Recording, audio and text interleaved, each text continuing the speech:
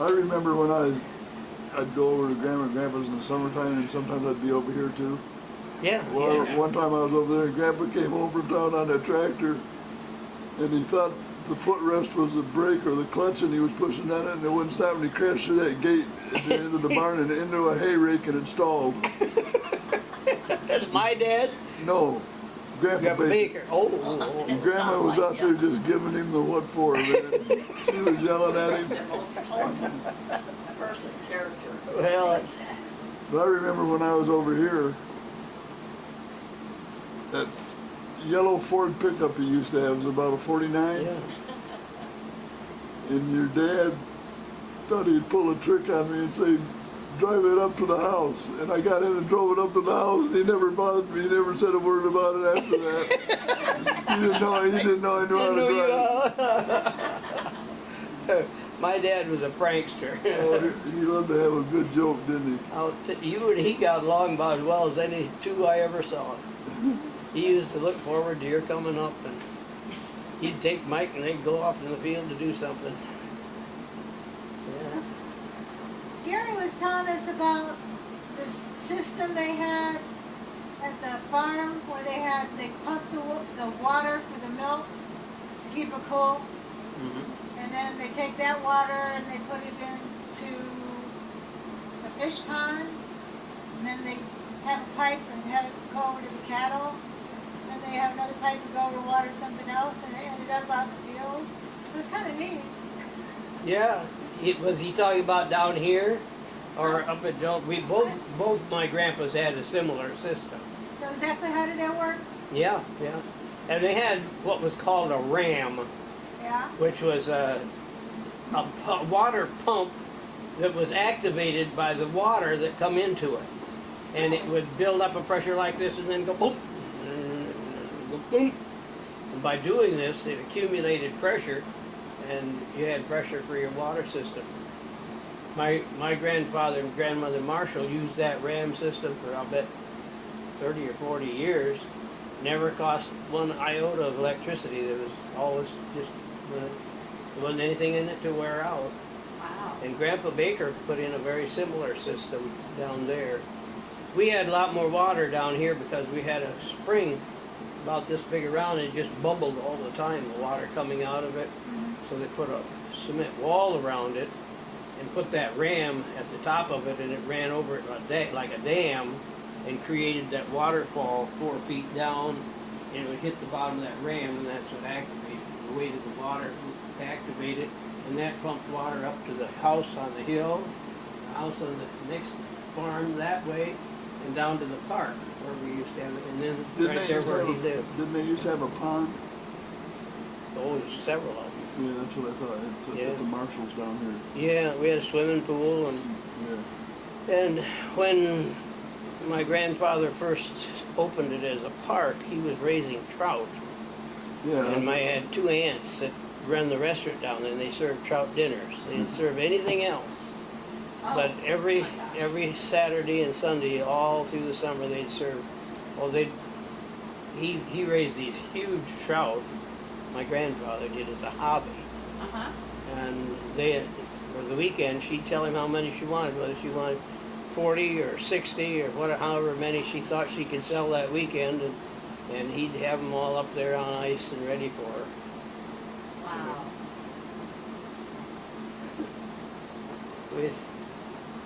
I was just a little guy, but I grew up amongst all that, and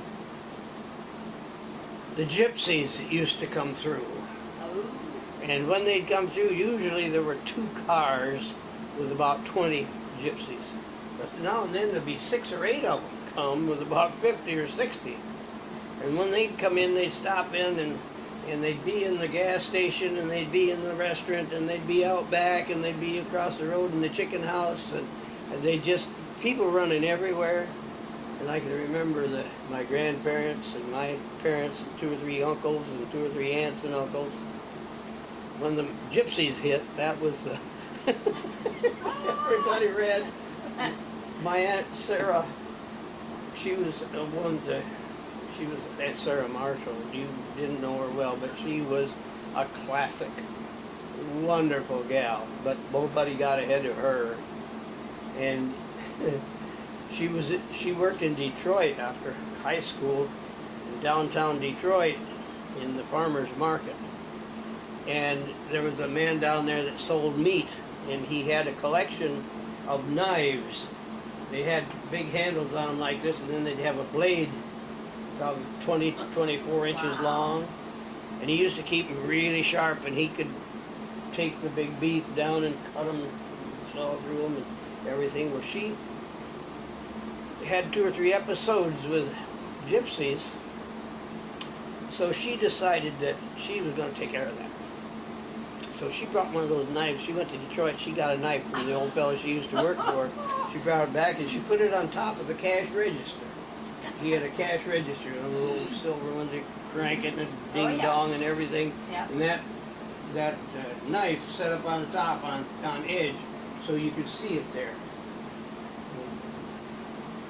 The first weekend that she got it up there, she was so excited. She was just waiting to see a bunch of gypsies come in because she was going to run them out.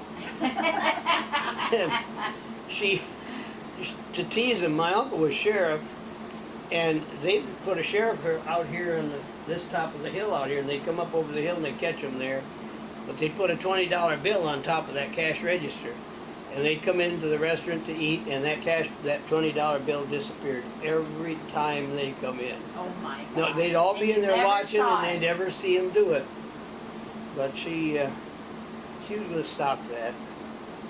So she had that knife up there, and she put a $20 bill there, and then the gypsies came in, and they had 2 old roadsters. The wheels were high like this, and they had wooden spokes on the wheels, real high, not very big around, and big long cars with no tops. They were like just open cars.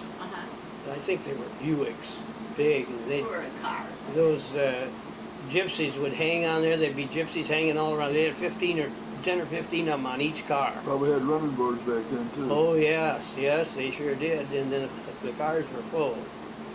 And then there'd be another one bringing a trailer with all their tents and other stuff. At any rate, she got that knife in there, and my Uncle Bill come running in. He says, "Hurry, hurry!"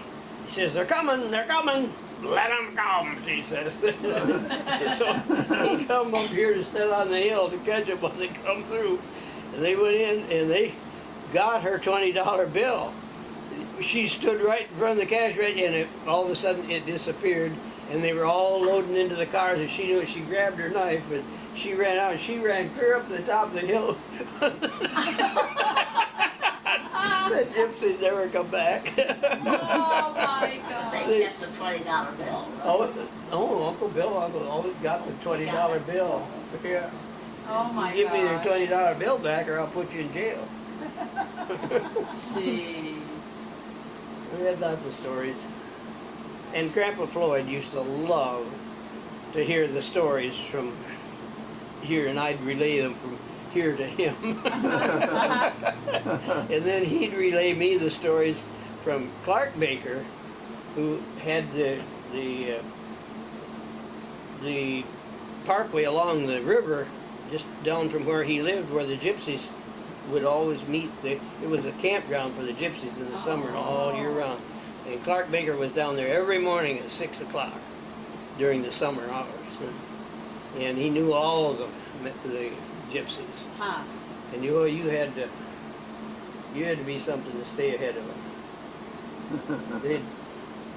They'd come in and stop, and they'd be fussing around like this for half, 3/4 of an hour, and then they'd leave. And then all of a sudden you'd realize that half the chickens in the chicken coop were gone. Oh and jeez. Oh my little gosh. pigs were gone. Oh my gosh. They'd steal them and get away with them, and people wouldn't even know it. Huh.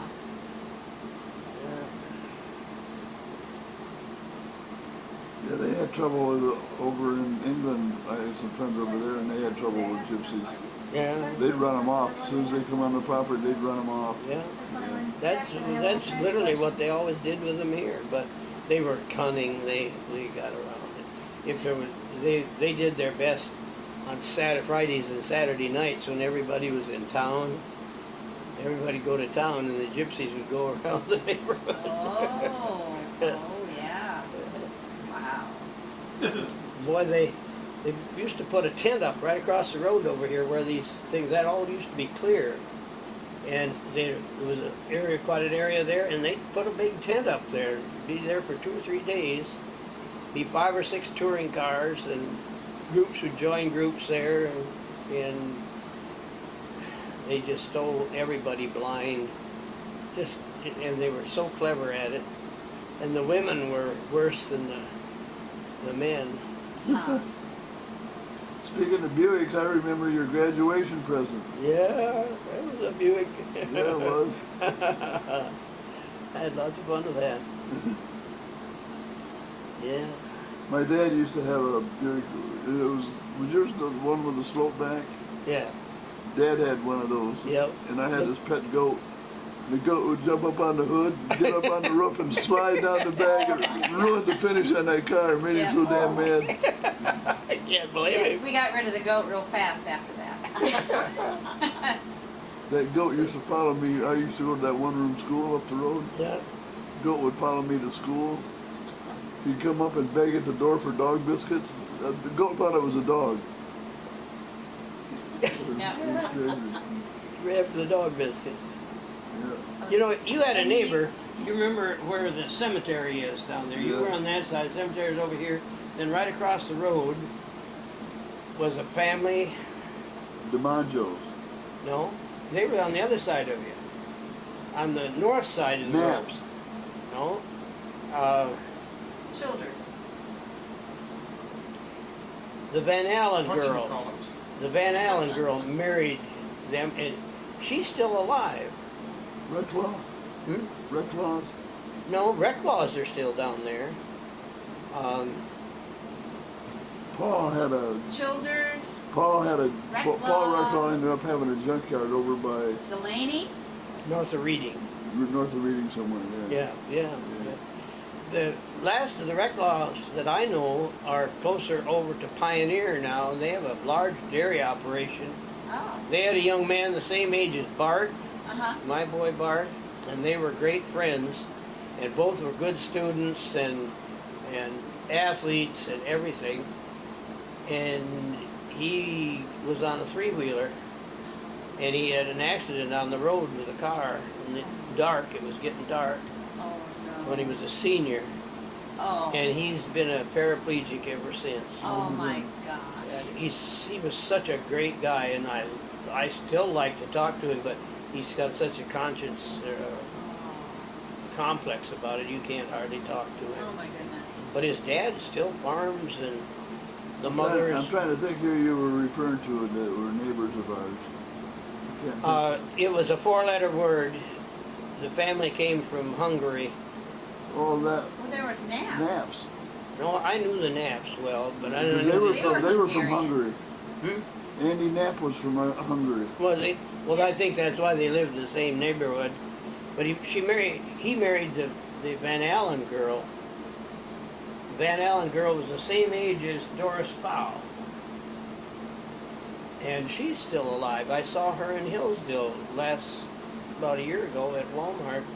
And I introduced her to me, and she says, oh, well, see, she would have been raised over back of Grandma and Grandpa about a mile down here where they were, right west about a mile over on the corner over there.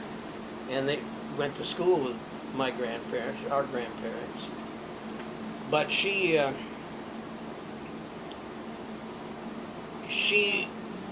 married, they were all Catholic, and she married this Catholic fellow, and he's been a great farmer, but he's not very sociable. He doesn't speak English well. I can't remember. But she's in her 90s now, but she was born and raised and went to school with Aunt Marge. My mother knew her. God, you know, I can't think of it. In a half an hour or so, I'll be able to tell you that whole story. Right now, I can't tell you one name.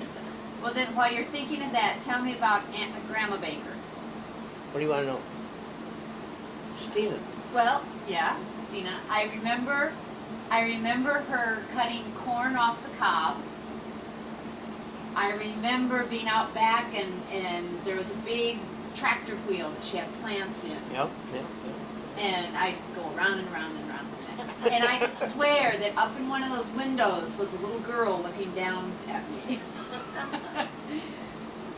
You have a good memory. It was- That last room out there Yeah. had all of the old family portraits, great Yes. big portraits. Yeah. And Grandma had those hanging all the way around in that room. And if you got it down just right and looked up in Oh, there, that's you what could it see a was. picture here and there. I thought, You weren't "Who's up nuts. there?"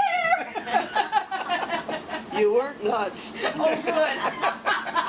Then, Well, now that's debatable. She's tied up with me. Well, I And remember. I remember Annalene. Yeah. You know, she never married. No. Okay. She took care of her mother, Oh. Hannah Bell, Okay. who had a goiter which turned to cancer. Oh. And she was bedridden for a number of years, right at the time Annalene graduated from high school. Oh my And she stayed right by her mother's bed Wow. for several years. Of course, they didn't have any therapies or anything. Uh-huh.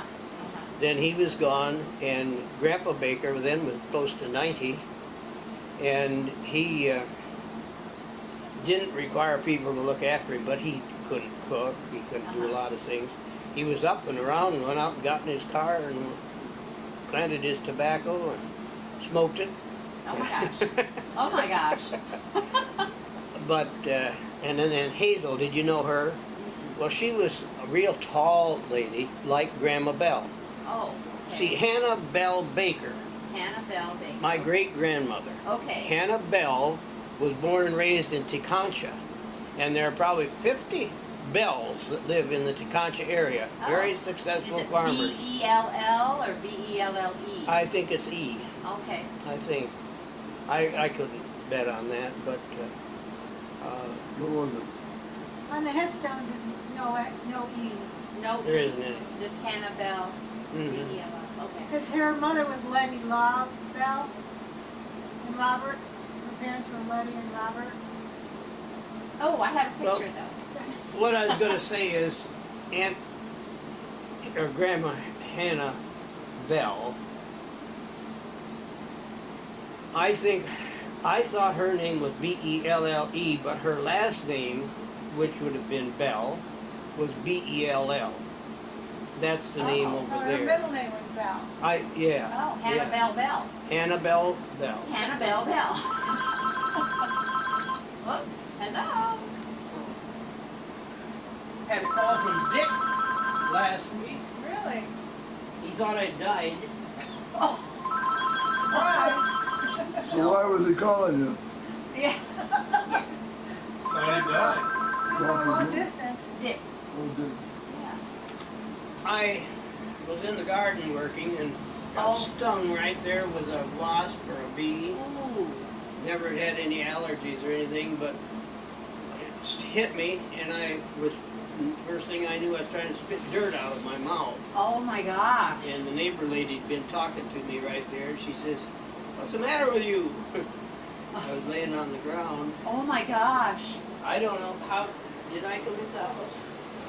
You came in and you came up the stairs and you said, I really don't feel good. He said, my shoulder really hurts. And I thought, what's wrong with him? And so he ate a little bit and he went right to bed. He got up about 4:30 in the morning and went to the bathroom, came back in the bedroom. Excuse me, I've got a sinus infection. And he stood there like a ghost. He was just white as a ghost. And he didn't know what was going on. I turned him around and sat him down on the bed and got him back into bed. And I called Bart. I said, something's very wrong with your dad. I don't know what it is. I did look at his arm and he said his shoulder or something hurt when he was eating a little bit. And he held up his elbow and said, he got stung by something. And it was red, but I didn't think anything about it. Because he's gotten stung, you know, umpteen times. Yeah. But, Bart took me to the hospital. I didn't know anything for 2 days or better. yeah. Oh His my temperature was goodness. I was in there for 5 105. or 6 days. Wow. Just 2 weeks ago. But my arm still, all the muscles disappeared. Wow. It's the whole arm is sore. They operated from here and scraped the Burka? What it was? Bursa. First, he went with instruments clear up into the top of my hand and scraped that bursa clear back out of there. Goodness. My gosh. He said the surgeon said that my arm was the size of 3 footballs Wow. when he Well, went to work on it. His shoulder was like a football helmet. You know, he had a football helmet. Oh Was my that a bee or something No, else? we don't know what it was. Could have been a spider or a Was bee you or down a on the ground or? No, I was holding, just working right along. my And he goodness. landed right on the end of my, I didn't know it. Right on the end Well, of the his first thing I elbow. knew, I was eating dirt. Jeez. You still have some bannies out here? Yeah. I heard them when we drove Oh, over. yeah, I got lots of them. They were screaming. One of them was anyway. They probably need food. Hey, did you folks have lunch?